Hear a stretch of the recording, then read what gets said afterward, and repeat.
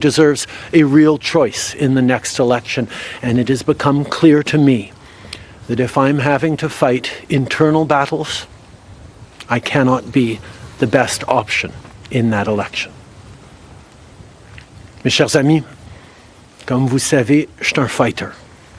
Dans mon fort intérieur, je me suis toujours battu parce que je me soucie profondément des Canadiens. Et je serai toujours motivé par ce qui est dans le meilleur intérêt des Canadiens. Et le fait est que malgré tous les efforts déployés pour passer à travers, le Parlement est paralysé depuis des mois, après ce qui a été la plus longue session d'un Parlement minoritaire dans l'histoire de notre pays. C'est pourquoi ce matin, j'ai rencontré la gouverneure générale pour lui faire savoir que nous avions besoin d'une nouvelle session du Parlement. Elle a accédé à ma demande et la Chambre sera donc prorogée jusqu'au 24 mars. Pendant le temps des fêtes, j'ai également eu l'occasion de réfléchir et d'avoir de longues conversations avec ma famille quant à notre avenir. Tout au long de ma carrière, tout le succès que j'ai eu personnellement est dû à leur soutien et à leurs encouragements. Donc hier soir, au souper, j'ai partagé avec mes enfants la décision que je partage avec vous tous aujourd'hui. J'ai l'intention de démissionner de mon poste de chef du Parti libéral du Canada et de premier ministre une fois que le parti aura choisi son prochain chef à l'issue d'un processus national, rigoureux et compétitif. Hier soir, j'ai demandé au président du parti de commencer les étapes nécessaires. Le pays mérite un choix clair et réel lors des prochaines élections. Il est devenu évident pour moi que si je dois me concentrer sur des batailles internes, je ne peux pas être la meilleure option lors de ces élections. Le Parti libéral du Canada est une institution importante dans l'histoire de notre grand pays et de notre démocratie. Un nouveau premier ministre et chef du parti portera les valeurs et les idées du Parti libéral dans la prochaine élection. J'ai hâte d'observer le déroulement de ce processus dans les mois à venir. Nous avons été élus pour la 3e fois en 2021 pour renforcer l'économie après la pandémie et faire progresser les intérêts du Canada dans un monde complexe. Et c'est exactement ce que je vais continuer à faire, ce que nous allons continuer à faire pour les Canadiens. The Liberal Party of Canada is an important institution in the history of our great country and democracy. A new Prime Minister and leader of the Liberal Party will carry its values and ideals into that next election. I'm excited to see the process unfold in the months ahead. We were elected for the 3rd time in 2021 to strengthen the economy post-pandemic and advance Canada's interests in a complicated world. And that is exactly the job that I and we will continue to do for Canadians. Merci beaucoup, mes amis. Thank you, Prime Minister. We'll now go to questions, starting with Laurence Martin, Radio-Canada. Bonjour, Monsieur Trudeau. Vous vouliez le faire, ce combat contre Pierre Poilievre. Des batailles internes, il y en a dans votre parti depuis. Okay, so that's the official announcements. You're going to have Q&As right now. Let me get in some analysts in. Peter Kuznick, Director of Nuclear Studies at the Institute of American University at Washington. Peter, expected lines? Some said he would quit only as Liberal Party chief, but he's also quit as Prime Minister.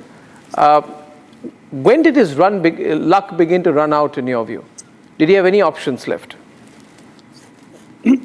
Well, his luck started to run out when Trump got elected, but it ran out much more strongly when the pandemic hit. You have to put this in a global context. And it's not as if Trudeau is somehow an aberration. What we're seeing across the world right now is a reaction against almost all incumbents, but especially more liberal or social democratic incumbents. And what people are opting for is more conservative, more right-wing governments. I think they're going to regret it. There's going to be a vast buyer's remorse. But what's happened recently, especially with Chrystia Freeland's resignation and Donald Trump's victory, is that Trudeau came to Mar-a-Lago and groveled. Trump mocked him. Trump mocked Canada. And that was an insult on top of, the other issues. They've got real issues. They had problems with inflation, but those seem to have largely subsided now. Inflation is under 2%. They had serious problems with dealing with the pandemic. They had pretty strict policies, and the public has reacted against that. They did open the door to immigration, and that was partly in response to what Trump was doing. So when Trump cracked down, Trudeau, I think, in a very positive way, opened the door.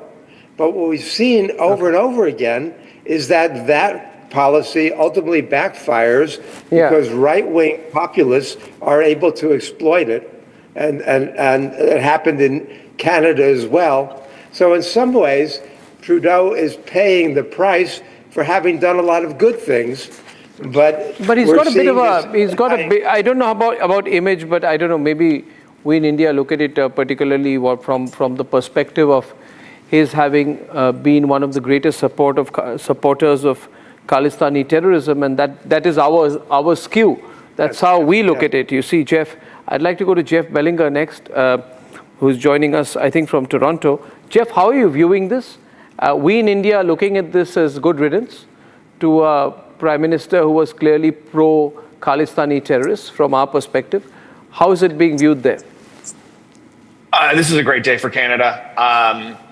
The Canada that I remember 10 years ago before Trudeau is completely different than the one I know today. Our country is poorer, our country is dirtier, our country is more dangerous, our country is in need of a comeback. And so I think this is fantastic news for the country. Time will tell about what happens next in terms of how the Liberals decide to replace Trudeau in what fashion. But this is great news for the country. Not only is Trudeau he didn't even get to go to the ballot box. He is getting pushed out by his party. It's a humiliating end to his premiership. Rakesh Tiwari is a journalist based out of Brampton. Rakesh, Yes. Will this change the policy of the government or the Ottawa's policy regarding Khalistani groups? I will say it has started a bit prior to that. You can say that since last 2-3 years, his whole time period was like that. When you talk about the Khalistan, so the legitimate questions was raised by Indo-Canadian community, and he has disregarded it. His father was known for bringing the multiculturalism in 1984 and bringing the Charter of Rights. And so I will say the Indo-Canadians who are living in Canada, they are not only Indo-Canadians, and majority of the immigrants, they were siding with the Liberals up to a time. But this time, anybody and everybody is, as my previous person has said, that everybody is happy. Put it this way, this uncertainty is over now. Now we know that Justin Trudeau is, as is disliked by his own caucus member as well. So he was prolonging as much as possible. But I think he couldn't bear anymore. But I will totally agree with this point that 16th of December, when Chrystia Freeland, who was the deputy prime minister as well as the finance minister, she was known as Justin Trudeau's strongest hand. She was always by his side. And when he threw her away, that was his going down towards the hill. He's literally taken on everyone. I wonder who he is not taken on. In the last 16 months, we were calculating since he became this irrational kind of person. He had a grudge against Prime Minister Narendra Modi. Behaves very badly. Made a lot of enemies, virtually took on every group out there.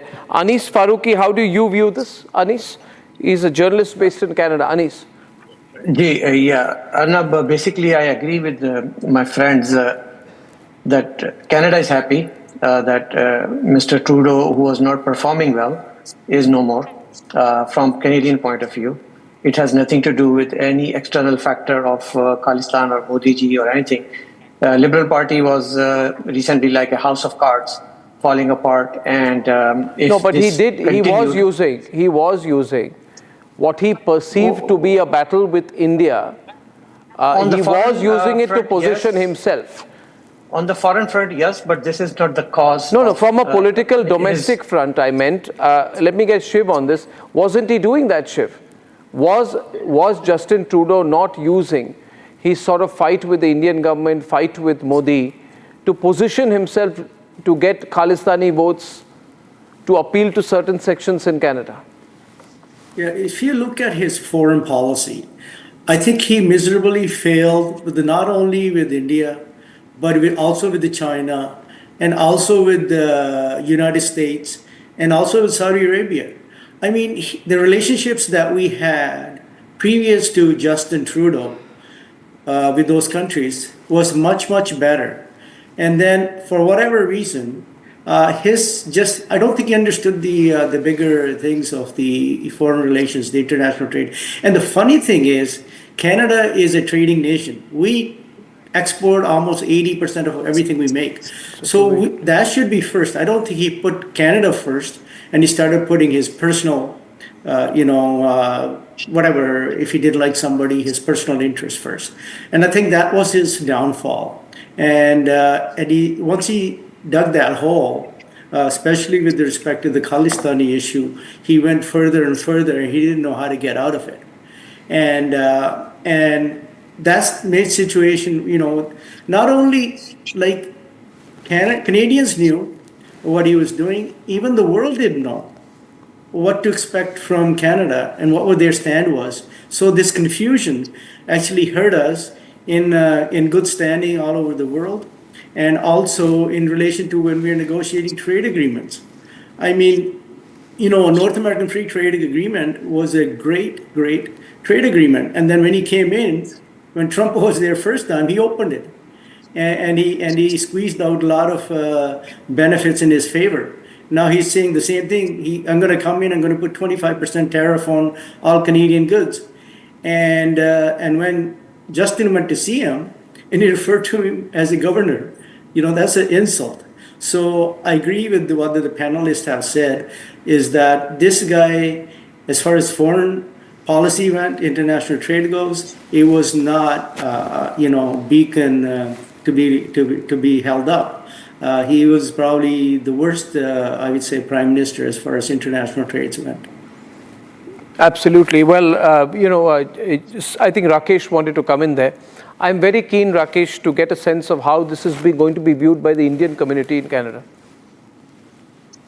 They will be in much more relief, I'll say that, because we were facing, our temple attacks, and, those people who appreciate India, they are proud of coming from India, and they are living here. So they are very, very happy in that way, because let me say that on 4th of June 2023, when late Prime Minister Indira Gandhi's whole thing, cargo was going on, and he has not condemned it, while his opposition leader, Pierre Poilievre, has condemned it. So Indian community is going to take, will be very, very happy, Indo-Canadians who are here. I will say that, since the beginning, his situation became a bit, I will say, imbalanced during the COVID period, because when he was giving the payment to all the Canadians. And even that time I really thought about it, when in 2021 he has declared the midterm election. There was no need, he didn't get anything. Over $500 million Canadians has to pay for the midterm election for his own gain. And he was in another scandals too before about his minister. Plus, during the COVID period too, when he was giving all the students, he was giving the money through his one of the business partner, you can say, where he was actually with the legal, I will say, framework, he was put in that way that he has a conflict of interest. His finance minister at that time, if I'm not wrong here, Bill Murrow, has resigned as well. And the organization where he got problem with the WIN, where his mother was going and giving the lectures, he has put, I think, if I'm not wrong, in $90 million or $100 million. That was the issue. But definitely, let me say that Indo-Canadian, or every Canadian, wherever I go, being in media, people say, Mr. Tiwari, when Justin Trudeau is going down, when Justin Trudeau is going down. So everybody, I will say, all the Canadians, they are able to be happy. Okay, Jeff, quick word from you. What happens in the transition now in Canada? We don't know. That's going to be up to the Liberal Party to decide about how they choose their next leader. All that we know is that the House is prorogued, the House is suspended until March 24th, after which we'll see if the Liberal Party can make some sort of deal with the Socialist NDP to prop them up, or whether there'll be a quick vote of non-confidence and we're plunged into an election. It's going to be up to the Liberal Party to decide how they choose their next leader. There's going to be lots of infighting. I think it's every step the Liberals take from here on in is a step into a rake. It's not going to get better for them. It's only going to get worse. Yeah, it won't help them in the election. So we are seeing a complete political change coming up in Canada. Thank you very much, gentlemen, for that. And as I come to the end of the debate, let's record and summarize with Note Assist using Galaxy AI on Samsung Galaxy Z Fold 6. Justin Trudeau's resignation marks the inevitable end of a leadership tarnished by plummeting approval ratings, internal party discord, and growing public dissatisfaction. With his ally Jagmeet Singh pulling out support some time back, escalating corruption scandals, and worsening economic crisis, from skyrocketing housing costs to rampant inflation, his departure reflects the collapse of his political credibility and the urgent call for change in Canada's governance. Ladies and gentlemen, and there you have it, the precise reading of the debate in a simpler format using Galaxy AI on Samsung Galaxy Z Fold 6. Thank you very much for tuning in. Good night and goodbye.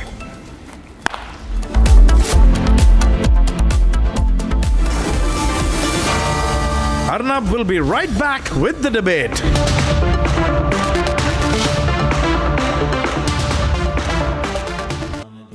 Amity has been ranked India's #1 private university in the recently released Education World Rankings. A testimony to Amity's globally benchmarked standards in education.